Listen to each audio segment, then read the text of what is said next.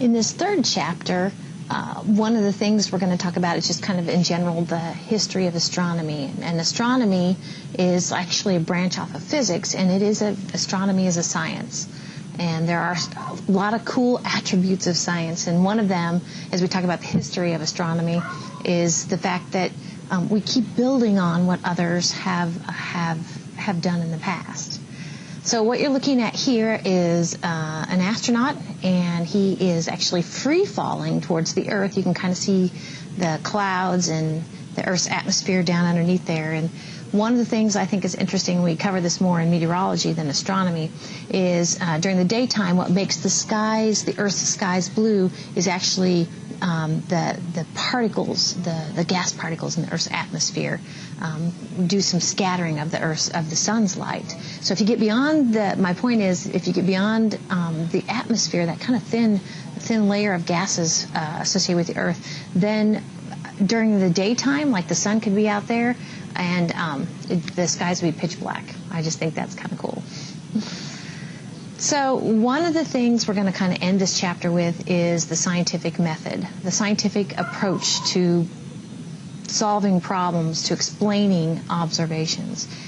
Thinking scientifically requires that you collect observations and you know that there is an explanation. And so that hasn't always been the case. So just kind of keep that in mind. So for a long time now, way before we ever understood about what we do about the Big Bang, dark matter, dark energy, and all that, ancient civilizations would, I think, take joy in seeing the path that the sun takes across the daytime sky, and at night seeing those constellations move in the northern hemisphere counterclockwise around Polaris. I think that is, I know because they didn't have television, okay, and they would tell stories. And so anyway, for a long time now, in a practical sense, people have been using that diurnal, what we call diurnal motion, movement of the sun, and actually other things across the sky to get their bearings. For instance, we said that as the Earth orbits the sun, this is the Earth orbiting the sun, we see different sets of constellations throughout the year, and they knew that. That would help them give them ideas of when to plant and when to harvest, okay, the time of year that was coming up. Our 12 months, each month is about one lunar cycle, okay, so folks have been tracking the cycle of the moon for a long time now. We're going to talk more about these planets that actually, one of the things you know in a practical sense probably is, for instance, if you go out to look for Saturn right now, it is in fall, 2014, early fall, it is actually on its way out the door. Saturn is very low in the west as the sun sets, but that isn't always where Saturn is. So and I didn't bring in these figures, but your textbook does a great job of for instance, Stonehenge, and there are so many cool monuments that actually out of respect or out of practicality would look at these special times of the year we call equinoxes and solstices. It's amazing. So with regard to science in general, and the science of the heavens, science of astronomy, this part of the world actually was the hot spot, and you're going to kind of see that there's a little bit of unrest right here these days, I believe.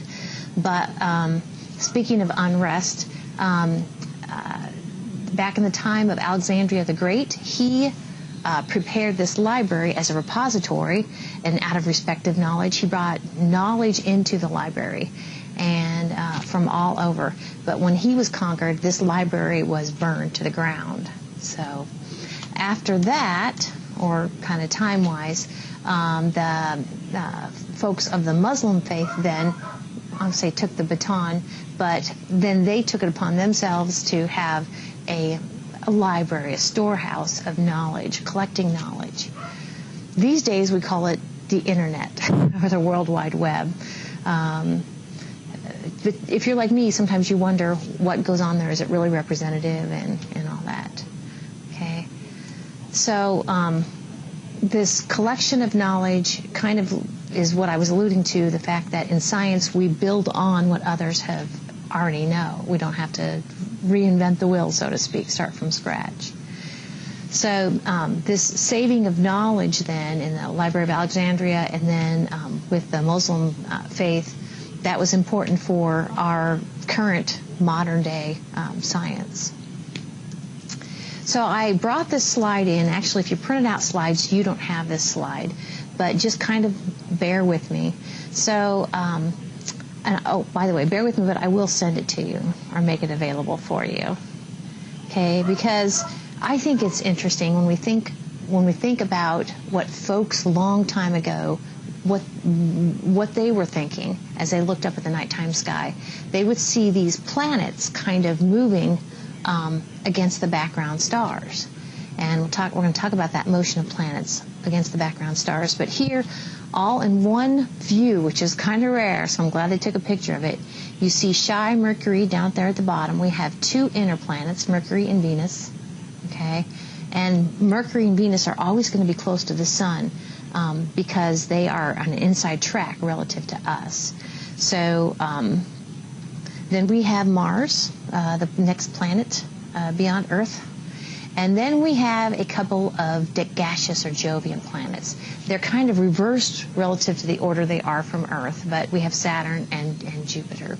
So just to kind of point out a little constellation here, this V, okay, right here, actually is from the constellation Taurus the Bull.